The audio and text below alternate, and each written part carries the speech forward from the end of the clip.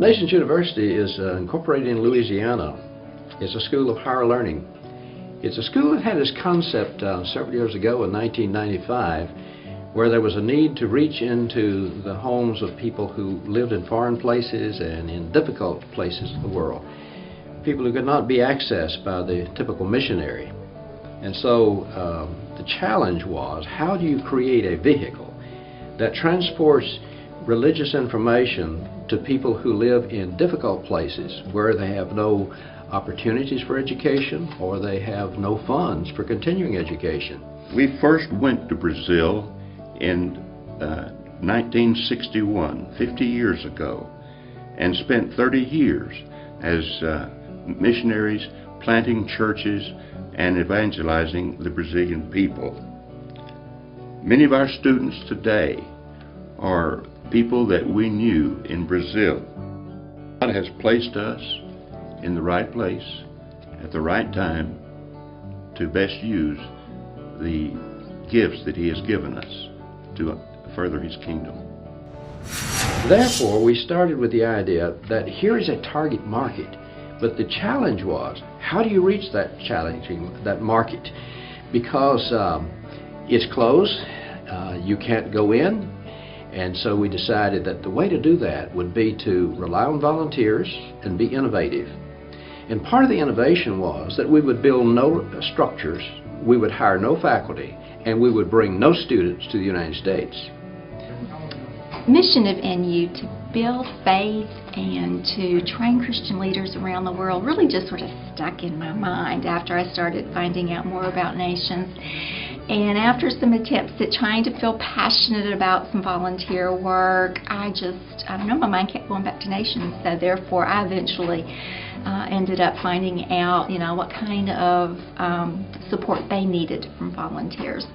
And it ended up to be a good match for me because of, could be involved in personal evangelism. I could be involved in something that was academic and really encourage seekers, to grow spiritually and just provide support from the end of education and what limited technology, information I could give them. In creating a curriculum, we decided that a good way of doing that would be to free ourselves from the Americanisms that usually enhance our curriculum over here, and try to build a curriculum that's universal. So the target audience was both believer and unbeliever. For the believer, he was already seeking, he had already found, but he was looking for something that's deeper because he wanted to enrich his ability to work in ministry. The unbeliever was the individual who was seeking. So there was no backdoor method. It was a matter of appealing to people who were already searching, and therefore that set in motion the way that the curriculum was to be developed. One of our first students was an Egyptian who was someone we met personally many times over a period of several years. One Iranian who wrote us recently spoke in graphic terms about Nations University website being like a window that God opened for her and her family.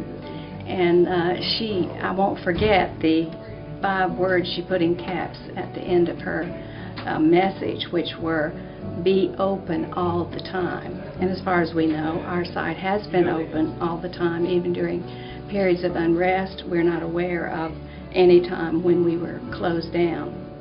We found over the 15 years of operation that it was possible to go into homes and into churches, into various denominational groups with a Bible-based curriculum because they were appealing to biblical instruction.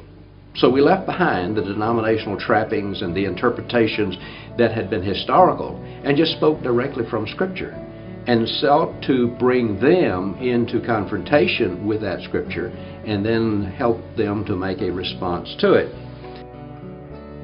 I'm a volunteer advisor to the U.S. non-prison students.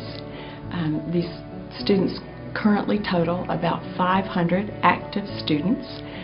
They include ministers, missionaries, housewives, businessmen, doctors. We have truck drivers, we have professors, we have unemployed shut-ins.